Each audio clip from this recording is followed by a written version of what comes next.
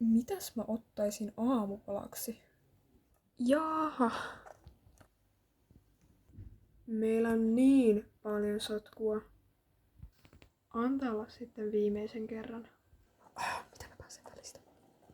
Kai mä lähden ulos, koska täällä on tylsää puuhaa.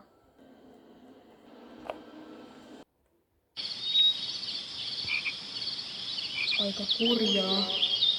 Minun edessäni on kielletty talo.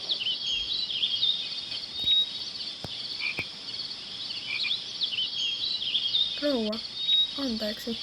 Olet kävelytien täällä, niin väistitkö?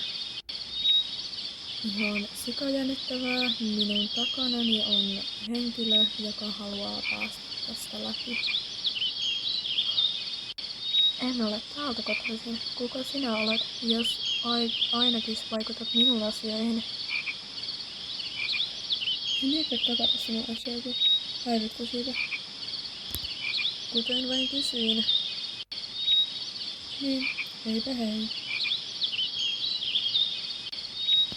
Törkeää.